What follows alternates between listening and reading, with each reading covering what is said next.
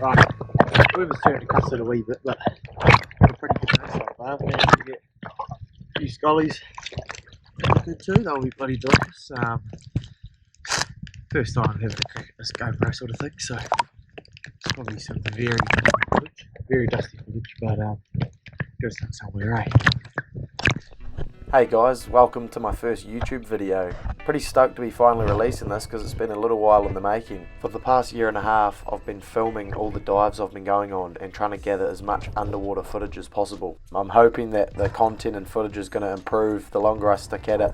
But yeah, in all honesty, it could be pretty dusty. So if you've got any feedback for me, please leave it in the comments. And while you're there, do me a favour and like and subscribe. And I'll get stuck into some more trips so I can crank a few more videos out. Cheers for watching, guys.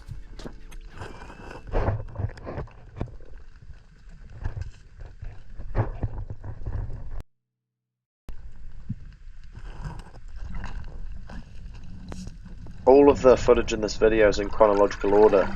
So this early footage I was using the handheld setup and it's pretty erratic and shaky. I'm poking the GoPro way too close to the scallop. I then moved to the head strap setup, which was definitely better than the handheld, and now I'm currently using the mask mount, which sort of seems to be working the best for what I'm up to at the moment.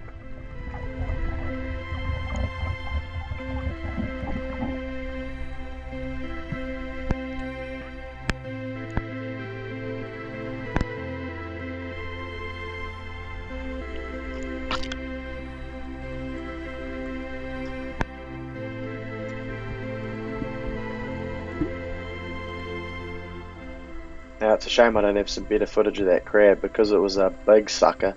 It's definitely the biggest crab I've ever seen underwater, and the whole way when I was swimming up to the surface it was trying to go up my fingers. But yeah, he was good fun to see.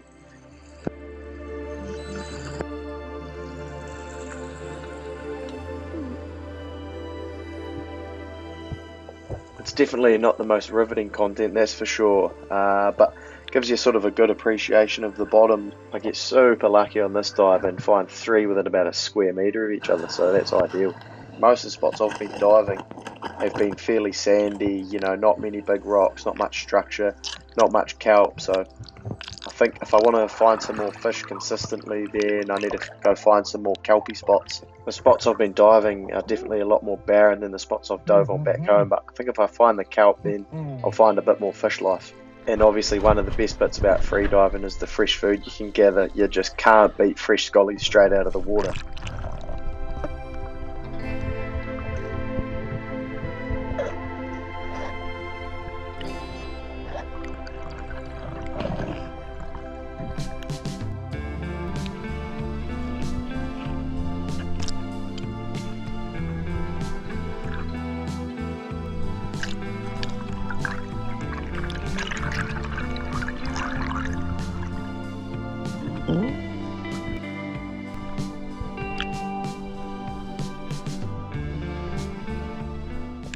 This video for me was very much sort of just trying to figure out how everything worked, how to edit up the videos, how to film even underwater, how to get better at sort of trying to get some better content for you guys. So my plan in the future videos is certainly to give you sort of more of a storyline of the day. I guess you'll probably see a bit more of my mug on camera, which for some of you might not be a good thing.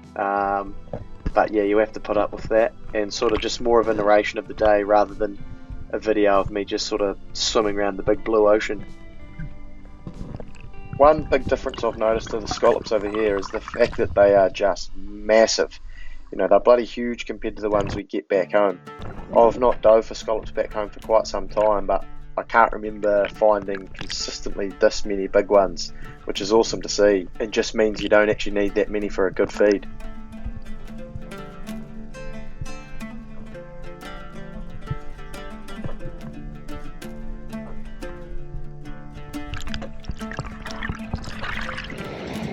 How's it going, team? Just been out for a dive. Managed to get onto a few scallops, which was nice. Wasn't real clean, pretty bloody cold. Haven't checked my watch, but I'd say it'll be, I don't even know, it was pretty cold though. Feet were numb by the time I got out. But no, it was good to have a bit of a splash around and good to get onto some scallops and got a bit of a fire going now to keep me warm and Tommy G's just out there now somewhere. I think he's out round to the left, but hopefully he's getting on to a few scallops. There's Tommy out there. I don't know if you can see him. That little red float. Just about, where is he? Just there, I think he is. It's his first time diving, I'm pretty sure. Properly diving, so we'll see how he's going. Again, here's a couple of good sized scallops, good bit of meat in both of them. And Tommy actually managed to do really well. It was his first time free diving in the water on his own, using all my gear, and he managed to grab 4 in the end, I think he got, which is a bloody good effort.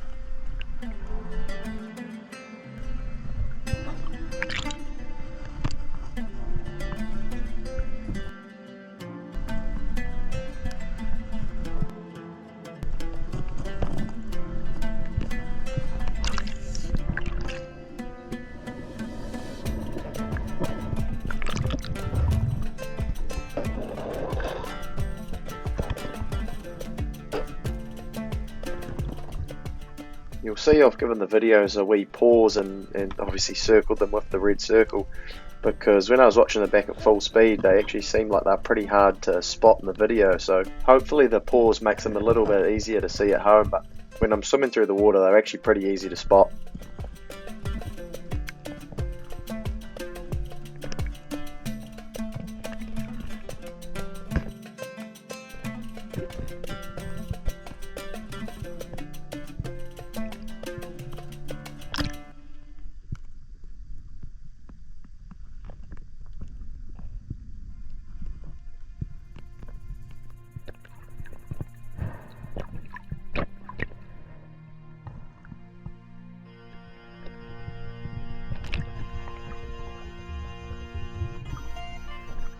So in this dive here, you'll see I swim across a couple of kinner, well they're actually called sea urchin over here, and they look pretty similar to the ones back home we get, to be fair, except the ones we get home are black and these ones are obviously white. So I grabbed a couple and Tommy and I cracked them open when we got back to shore and had a bit of a munch, and yeah, they were alright. I'll probably leave the next ones in the water, to be honest with you, but no, they were alright, they did the job anyway. It's good to try them, that's for sure.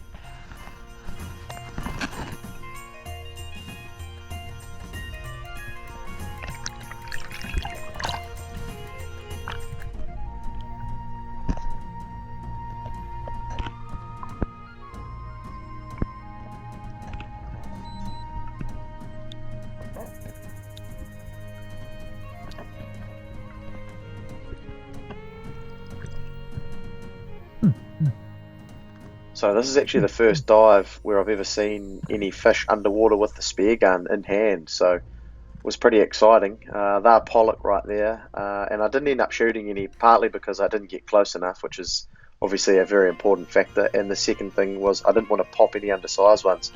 So I went back to the surface and breathed up again, hoping that I'd run into them on the next dive or on the next couple of dives, but no, it wasn't to be.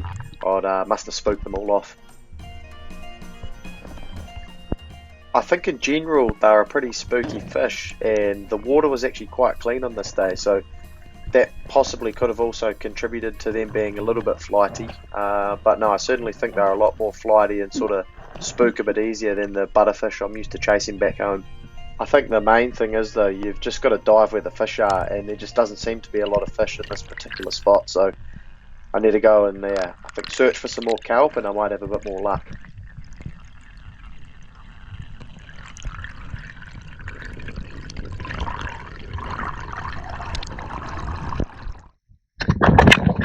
Unfortunately, saw some pollock, all pretty small, so I'm shooting there. Now hopefully go find some scallops. Beauty.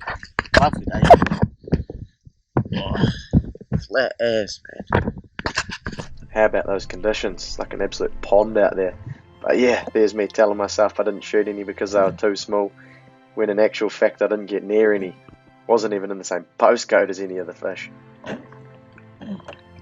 I got one of the Garmin dive watches a couple of years ago, and I think it's been a massive help with my free diving, particularly around sort of not rushing the surface time. I think for a long time I was coming up from one dive and going back down for another one far too quickly, which sort of obviously means you fatigue out quicker and all that sort of stuff. And the information that it gives you straight away is the time you've been underwater for and the depth, which are a couple of pretty important things. And I've sort of been working off, if I'm under for 45 seconds, I'll be on the surface anywhere from 3 to 4 times that amount. So that's sort of 2 minutes 15 through to 3 minutes, just to make sure you're sufficiently rested and ready to go for your next dive. I'm pretty sure that's what's recommended, and it's certainly helped me dive consistently deeper and longer for longer.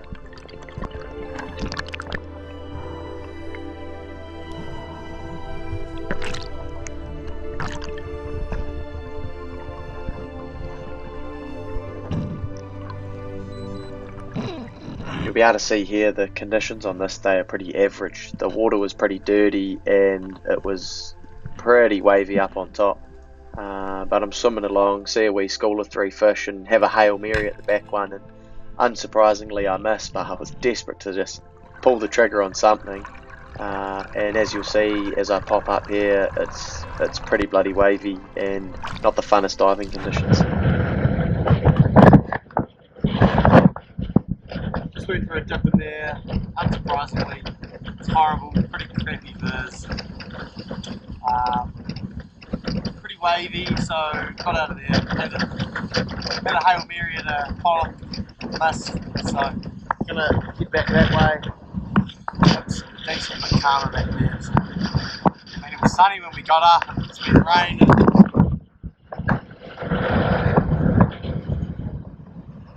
Pretty classic for Scotland. The first bit of the dive, I was actually out diving on a point where it was pretty rough. So I moved closer into the bay where it was a lot calmer. The viz was still poor, but it's still so much better when you just get off the couch and go and get stuck in. I'm pretty used to diving in dirty water as well, as you know, a lot of the water I've dove in back home has been pretty dirty. Obviously it's nice to dive in crystal clear waters, but you can't always have what you want, can you?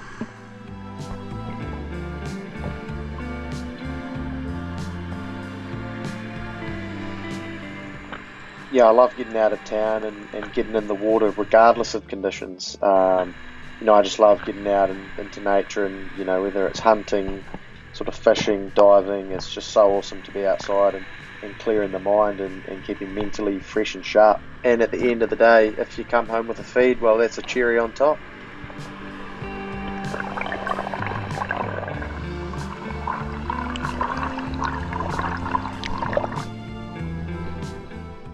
You can really see on this dive here just how dirty the water is. It's so green. You can see a couple of meters once I get to the bottom, but that middle column is just so green and dirty.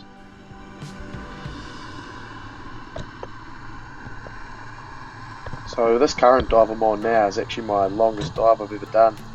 It was 55 seconds long, but because pretty much all the diving over here I do is on my own, so I don't have a buddy with me, I don't push myself at all. I'm diving well within my limits, so hopefully I can push up into that minute at some stage. But yeah, I'm certainly putting no pressure on myself to try and hit any target depths or target times underwater.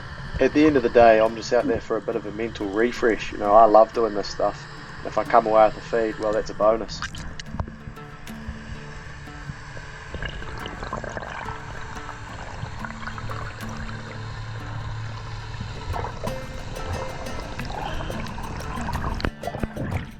I always have a quick look at my dive watch after each dive to check the bottom time so that I know how long I need to breathe up for my next dive. But yeah, I was pretty chuffed with that one, as it was the longest couple of taps on the watch there. Here I am just breathing up before I'm trying to do a sort of deeper dive. I was diving pretty good on this particular day, so I thought, yeah, I'll have a nudge at 20, as I've never been 20 meters deep on the free dive before.